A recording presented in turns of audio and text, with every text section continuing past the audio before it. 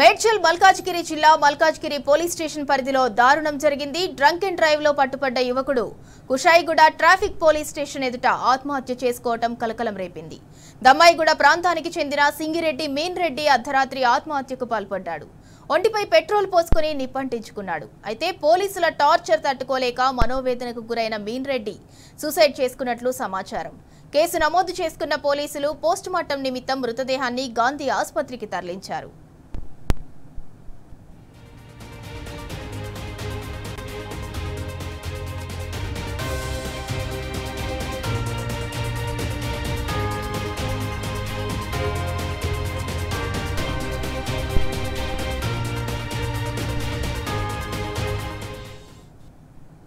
Drunk and drive చేసిన సింగిరెడ్డి మీన్ రెడ్డి పట్ల పోలీసులు అతిగా వ్యవహరించినట్లు తెలుస్తోంది. పోలీసుల వేధింపులతోనే మీన్ రెడ్డి బలవన్మరణానికి పాల్పడినట్లు సమాచారం. అర్ధరాత్రి 2 గంటల సమయంలో కుషాయిగూడ ట్రాఫిక్ పోలీస్ స్టేషన్ వద్ద మీన్ రెడ్డి ఆత్మహత్య చేసుకోవటం పట్ల సర్వత్రా విమర్శలు వెల్లువెత్తుతున్నాయి. ఇది ముమ్మాటికి ప్రభుత్వ హత్యేనని మృతుడి బంధువులు, కుటుంబ సభ్యులు ఆరోపిస్తున్నారు. కౌన్సిలింగ్ ఇచ్చి వదిలేయాల్సిన యువకుణ్ణి పోలీసులు మితిమీరి వేధించారని చెబుతున్నారు. సంబంధిత పోలీసు అధికారులపై చర్యలు తీసుకోవాలని డిమాండ్ చేస్తున్నారు.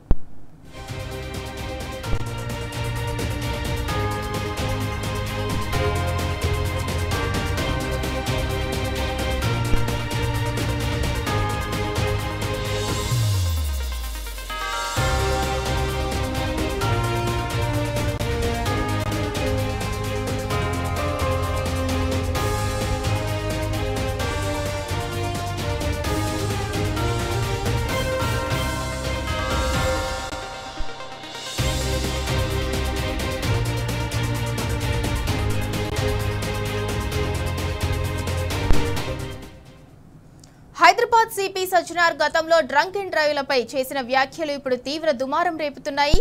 తాగినోళ్లంతా ఉగ్రవాదులంటూ సజ్జనార్ వ్యాఖ్యానించడం పట్ల విమర్శలు వెల్లువెత్తుతున్నాయి. తాగినోళ్లు ఉగ్రవాదులైతే లైసెన్సులు ఇచ్చి మరి మద్యం అమ్మిస్తున్న ప్రభుత్వాన్ని ఏమనాలని ప్రశ్నిస్తున్నారు. విచ్చలవిడిగా మద్యం అమ్మకాలకు కారణమవుతున్న కాంగ్రెస్ ప్రభుత్వం దీనిపై సమాధానం చెప్పాలని డిమాండ్ చేస్తున్నారు. టెండర్ అమౌంట్ను 3 లక్షలకు పెంచి కోట్లాది రూపాయలు దండుకుంటున్న ప్రభుత్వానికి ప్రజారోగ్యం అంటే సోయి లేదని మండిపడుతున్నారు. రేవంత్ సర్కార్ విచ్చలవిడితనంతోనే రాష్ట్రంలో యువత బలవుతుందనే వాదన బలంగా వినిపిస్తోంది.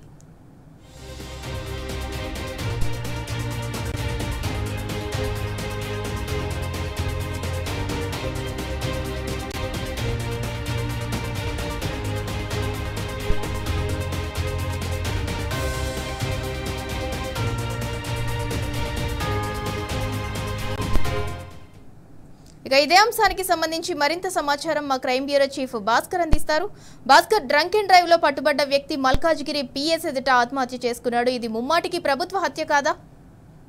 మల్కాజ్గిరి పోలీస్ స్టేషన్ పరిధిలో చాలా దారుణం చోటు చేసుకొని చెప్పుకోవచ్చు. డ్రంక్ అండ్ డ్రైవ్ లో పట్టుబడ్డటువంటి వ్యక్తి ట్రాఫిక్ పోలీస్ స్టేషన్ ఎదుట ఆత్మహత్య చేసుకున్నటువంటి సంఘటన ఇప్పుడు రాచకొండ కమిషనరేట్ పరిధిలోనే కాదు, తెలంగాణ వ్యాప్తంగా సంచలనం సృష్టిస్తోంది. ఒంటిపై పెట్రోల్ పోసుకొని ఆత్మహత్యకు పాల్పడ్డటువంటి సింగిరెడ్డి మీన్ Reddy Kushaiguda traffic police station ఎదుటనే ఆయన పెట్రోల్ తో తనపై పోసుకొని అంటించుకోవడం జరిగింది. పోస్ట్ మార్టం నిమిత్తం గాంధీ తరలించారు. సంఘటనా స్థలంలోనే ఆయన చనిపోయినటువంటి పరిస్థితి.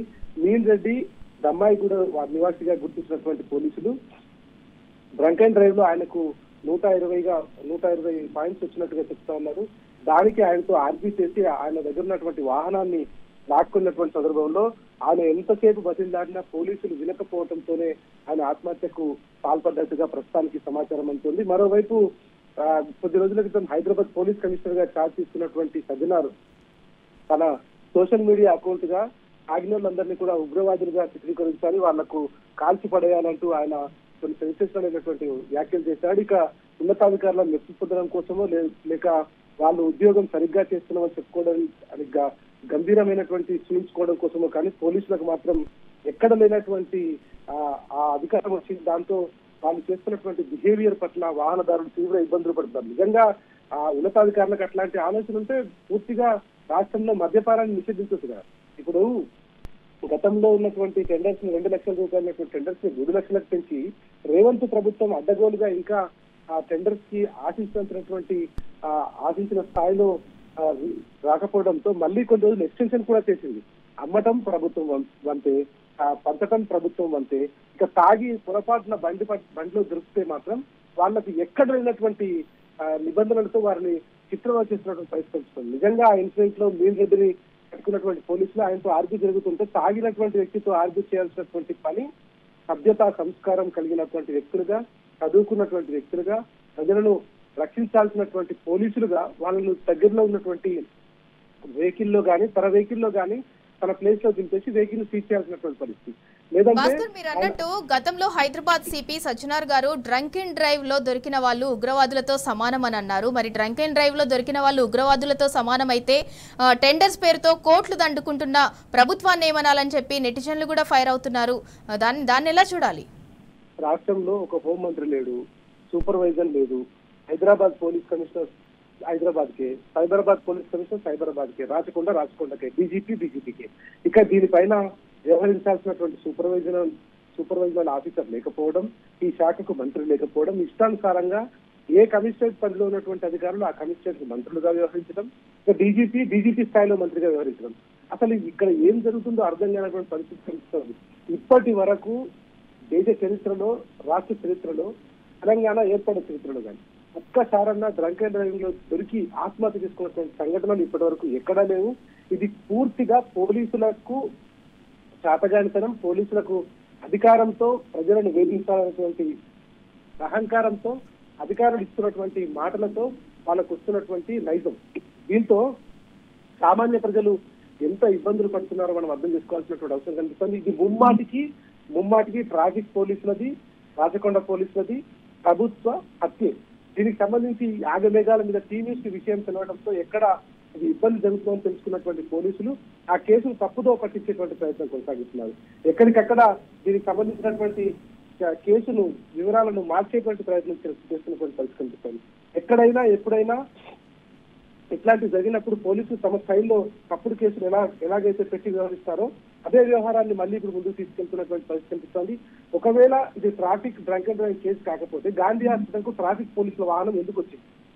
లోపల ట్రాఫిక్ పోలీసులతో పాటు నాందారి పోలీసులు ఎందుకు ఆ డెడ్ బాడీ పోస్ట్ మార్టం దగ్గర ఉన్నారు? తన బంధువులతో మాట్లాడి పదే కేసులు తప్పుతో పట్టించడానికి ఎందుకు ఇబ్బంది పెడుతున్నారు? 9 నుంచి 10 గంటల మధ్య రాత్రి ఇన్సిడెంట్ అయితే 2 గంటలకి కుషాయిగూడ పోలీస్ స్టేషన్ లో పిటిషన్ తీసుకోవడం జరిగింది.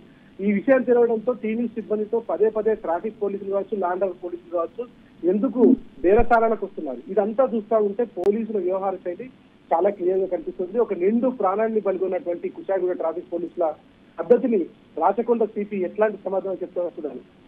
పైకి గొప్పలు చెప్పడానికి, మైకుల ముందు మాట్లాడడానికి, సోషల్ మీడియాలో తమ గొప్పతనం నిరూపించుకోవడానికి ప్రజలు వాళ్లకు సివిల్స్ పాస్ అయి ప్రజలను ఏలానటువంటి అధికారం ఇవ్వలేదు. ప్రజలను చంపడానికి మాత్రమే ఇచ్చినట్టుగా కనిపిస్తుంది. నిజంగా వాళ్ళ పోలీసుల వ్యవహారాలను చూస్తుంటే ప్రభుత్వాలు మారిపోయిన తర్వాత వాళ్ళు వ్యవహరించే తీరు కావచ్చు, వాళ్ళు చేస్తున్నటువంటి పనులు కావచ్చు ఒక్కసారిగా మారిపోయి 10 ఏళ్లలో కేసీఆర్ ముఖ్యమంత్రిగా ఉన్నటువంటి సందర్భంలో చేసినటువంటి పనులు చూస్తే ఇవాళ దేశానికే కాదు ప్రపంచానికే ఆదర్శంగా ఉంది. కానీ ఇవాళ ఒక ట్రాఫిక్ పోలీసుల వ్యవహారంతో ఒక నిండు ప్రాణం బలైపోయినటువంటి పరిస్థితి కనిపిస్తుంది. దీనికి ఎవరు రెస్పాన్సిబిలిటీ తీసుకుంటారు? 120 డ్రంక్ అండ్ డ్రైవింగ్ లో వస్తే ఆయన ఆత్మహత్యలు చేసుకునేలాగా ప్రేరేపించినటువంటి ట్రాఫిక్ పోలీసుల వ్యవహారాన్ని కానీ, రాచకొండ పోలీస్ కమిషనర్ వ్యవహారాన్ని కానీ, ఆయన సూపర్వైజింగ్ లేకపోవడం కానీ, రాష్ట్రంలో హోంమంత్రి లేకపోవడం కానీ దీన్ని ఎలా చూడాల్సినటువంటి అవసరం కనిపిస్తుందో ప్రజలు ఆలోచించాల్సినటువంటి సమయం ఆసనమైంది. ఎందుకంటే ఇవాళ డ్రంక్ అండ్ డ్రైవింగ్ చేయడం తప్పు, అది అందరం మనం కూడా ఒప్పుకోవాల్సినటువంటి పని. కానీ తాగినటువంటి వ్యక్తిని ఆయన ట్యాకింగ్ చేసేటువంటి పద్ధతి తిరిగినప్పుడు డ్రంక్ అండ్ డ్రైవింగ్ చేయడం ఎందుకు? ఇప్పుడు ఆయనకు 120 వచ్చి ఆయన భయంకరంగా ఏదో తాగిండు రోడ్డు మీద ఊతుండు అనుకునేటువంటి సందర్భంలో కాదు. సరే 120 వచ్చినప్పుడు ఆయన తాగినప్పుడు ఆయన వాహనాన్ని పక్కన ఆపి ఆయన కాసేపు కూర్చుని పెట్టి నేను పంపిస్తానని చెప్పి తర్వాత ఆయన వాహనం పంపించి ఇంటి దగ్గర దింపి కావాలంటే ఆ తర్వాత వాహనం తీసుకోవచ్చు. ఇట్లాంటి ఓపిక లేనటువంటి, పేషెన్స్ లేనటువంటి పనుల ద్వారా నిండు ప్రాణం బలైపోయింది. ఇప్పుడు మీన్ రెడ్డికి సంబంధించినటువంటి కుటుంబ సభ్యులకు ఎవరు బాధ్యత వహిస్తారు? ఒంటిపై పెట్రోల్ పోసుకొని అర్ధరాత్రి ఆత్మహత్య చేసుకునే వరకు ఒక వాహనదారులు వెళ్ళారంటే ఆ వాహనదారుల కుటుంబానికి ఎవరు బాధ్యులుగా ఉంటారు? పోలీసులు ఎందుకు ఇట్లాంటి క్రూరమైనటువంటి కొత్త సాంప్రదాయాలు తెలుస్తున్నారు? ఓవైపు అధికారులుగా ఉన్నటువంటి కమిషనర్ ఉన్నటువంటి వారు సోషల్ మీడియా వేదికగా తాగినటువంటి వారిని ఉగ్రవాదులుగా చిత్రీకరించాలి, వాళ్ళు ఎన్కౌంటర్ చేయాలని చెప్తుంటారు. సోషల్ మీడియా కోసం ఫేక్ ఎన్కౌంటర్ల కోసం ఇట్లాంటి జరుగుతున్నటువంటి సందర్భంలో సోషల్ మీడియా కోసం వాళ్ళ పబ్లిసిటీ కోసం ఇట్లాంటివి చేయడం ఎంతవరకు సమంజసం? అది కూడా గౌరవప్రదమైనటువంటి పోలీసు వృత్తిలో ఉంది. వాళ్ళు కేవలం ప్రజల సేవ కోసమే కాకుండా ల్యాండ్ ఆర్డర్ కంట్రోల్ చేయడానికే ఉన్నామని చెప్తున్నటువంటి పోలీసులు సోషల్ మీడియా వేదికగా ఇట్లాంటి వ్యవహారం చెప్పడం పట్ల కింది స్థాయి అధికారులకు యాజ్ యూజువల్ గా వాళ్ళకు కొంత గమండితనం, వాళ్ళకు మేము పోలీసులం డ్రంక్ అండ్ డ్రైవ్ చేస్తే మాకు భయపడాలి, లేకపోతే మిమ్మల్ని కాల్చి పడేస్తామనే ఒక ఇండికేషన్ వెళ్ళినట్టే. తద్వారా వీళ్ళు కింది స్థాయి అధికారులు చేస్తున్నటువంటి వ్యవహారం పై స్థాయి ఆదేశాల మేరకే వస్తుంది కాబట్టి అది ఎవరైనా సంబంధం లేకుండా క్లియర్ గా వాళ్ళు పేర్కొనలేదు. ఆయన మాట్లాడి 10 రోజులు కాలేదు, ఇక 10 రోజుల్లోకి 2 ప్రాణం బలైపోయింది. మరోవైపు ప్రభుత్వం డ్రంక్ అండ్ డ్రైవ్ పేరుతో వసూళ్లకు పాల్పడడం, ట్రాఫిక్ ఛానళ్ల పేరుతో వసూళ్లకు పాల్పడడం, అడ్డగోలుగా ట్రాఫిక్ ఛానల్ వ్యవహరించడం, మద్యం టెండర్లు 2 లక్షలు గత ప్రభుత్వం బీఆర్ఎస్ ప్రభుత్వం పెడితే 3 లక్షల రూపాయలు పెట్టినటువంటి బీఆర్ఎస్ ప్రభుత్వం 2 లక్షలు పెడితే కాంగ్రెస్ ప్రభుత్వం 3 లక్షలు పెట్టి అది ఆశించిన స్థాయిలో వాళ్లకు ఏవైతే అప్లికేషన్ రాలేవని మళ్ళీ దాన్ని 10 రోజులు ఎక్స్టెన్షన్ చేసినటువంటి పరిస్థితి. తద్వారా రాష్ట్ర ఖజానాకు వచ్చినటువంటి డబ్బులను దోచుకోవడానికి ఒక రకమైనటువంటి ప్లాన్ వేసినటువంటి రాష్ట్ర ప్రభుత్వం పోలీసుల ద్వారా ప్రజలను చంపించేటువంటి ప్రయత్నం కూడా చేస్తుంది. మరి మద్యం దుకాణాల్లో మద్యం అమ్మకాలు చేస్తున్నటువంటి ప్రభుత్వం మద్యం రోడ్లపై తాగకండి, ఇక్కడ షాపులో తాగొద్దు, ఇక్కడ తాగితే ఇక్కడ ఫైన్ వేస్తారు, ఇంటికెళ్ళి తాగండి అని చెప్పేటువంటి ప్రక్రియ ఎందుకు కొనసాగించట్లేదు? ఆ వ్యక్తి తాగినటువంటి వ్యక్తి బార్లో తాగి సందర్భంలో ఆయన పట్టుకున్నటువంటి సందర్భంలో కౌన్సిలింగ్ ఇచ్చి వదిలేయకుండా లేదా ఆయన నడిపేటువంటి పరిస్థితులు లేకపోతే ఆయన ఒక వెహికల్ లో పర్సనల్ గా పంపించి లేదంటే ఆయన కేరింగ్ తీసుకొని ఆయన వెహికల్ ని తీసేయాల్సినటువంటి వ్యవహారంలో ట్రాఫిక్ పోలీసులకు ఏ అధికారం ఉందని ఒక వ్యక్తి ఆత్మహత్యకు ప్రత్యక్షంగా పరోక్షంగా అన్ని రకాలుగా వాళ్ళ కారణమవుతారు. మరోవైపు ల్యాండ్ ఆర్డర్ పోలీసులు సైతం దీనికి సంబంధించిన కేసును తప్పుదో పట్టించడానికి తాను ఈ వ్యవహారాన్ని పూర్తిగా డైవర్ట్ చేయడానికి తన కుటుంబ సభ్యులతో ప్లాన్ చేసి కేసును తప్పుదో పట్టించే ప్రయత్నం చేస్తున్నారు. రేవంత్ ప్రభుత్వం ప్రజల ఆరోగ్యాన్ని గాలికం చేసింది, ప్రజల సంక్షేమాన్ని గాలికం చేసింది, ప్రజల అభివృద్ధిని గాలికం చేసింది. కేవలం చాలన్లు వాళ్ళ ప్రజల మీద అహంకారం చూపించడానికి అధికార బలంతో బదమెక్కినటువంటి వ్యవహారాన్ని కొనసాగిస్తుంది రేవంత్ ప్రభుత్వం. దాంట్లో భాగంగానే ఇవాళ ఒక 2 ప్రాణం బలైపోయింది. పోలీసులు చేసినటువంటి వ్యవహారం వలన వాళ్ళకు వచ్చినటువంటి ఆదేశాలు గతంలో కొంతమంది సీనియర్ అధికారులు మాట్లాడినటువంటి మాటలతో వారికి పెరిగినటువంటి అహంతో పోలీసులు చేసినటువంటి వ్యవహారం ఏదైతుందో అది పూర్తిగా క్రిస్టల్ క్లియర్ గా మీన్ రెడ్డి ఆత్మహత్యకు ప్రేరేపించింది. ప్రస్తుతానికి మీన్ రెడ్డి ఆత్మహత్య చేసుకోవడంతో ఆయన చనిపోయారు. గాంధీలో ఆయన పోస్ట్ మార్టం పూర్తయింది.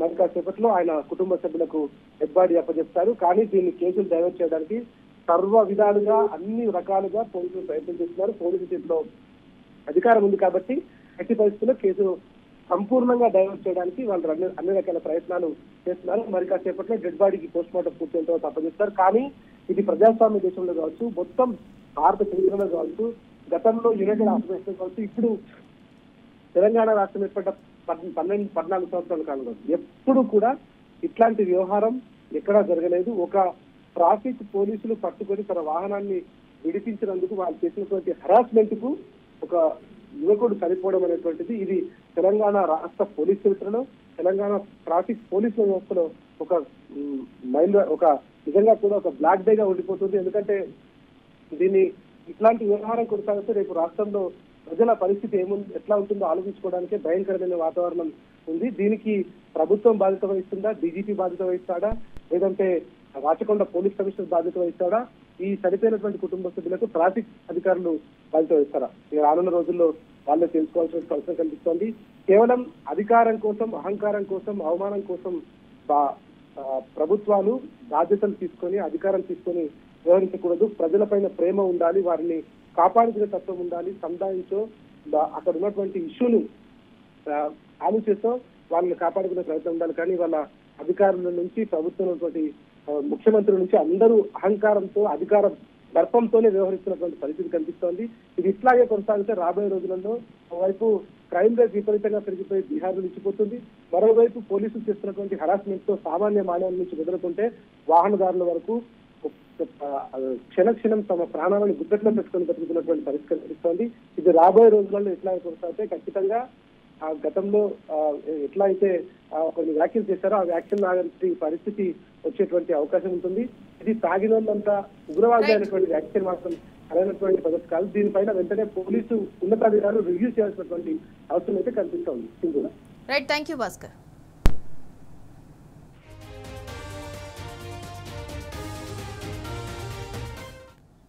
హైదరాబాద్ సిపి సజ్జనార్ గతంలో డ్రంక్ అండ్ డ్రైవ్లపై చేసిన వ్యాఖ్యలు ఇప్పుడు తీవ్ర దుమారం రేపుతున్నాయి. తాగినోళ్లంతా ఉగ్రవాదులంటూ సజ్జనార్ వ్యాఖ్యానించడం పట్ల విమర్శలు వెల్లువెత్తుతున్నాయి. తాగినోళ్లు ఉగ్రవాదులైతే లైసెన్సులు ఇచ్చి మరీ మద్యం అమ్మిస్తున్న ప్రభుత్వాన్ని ఏమనాలని ప్రశ్నిస్తున్నారు. విచ్చలవిడిగా మద్యం అమ్మకాలకు కారణమవుతున్న కాంగ్రెస్ ప్రభుత్వం దీనిపై సమాధానం చెప్పాలని డిమాండ్ చేస్తున్నారు. టెండర్ అమౌంట్ ను 3 లక్షలకు పెంచి కోట్లాది రూపాయలు దండుకుంటున్న ప్రభుత్వానికి ప్రజారోగ్యం అంటే సోయిలేదని మండిపడుతున్నారు. రేవంత్ సర్కార్ విచ్చలవిడితనంతోనే రాష్ట్రంలో యువత బలవుతోందనే వాదన బలంగా వినిపిస్తోంది. చూస్తాను.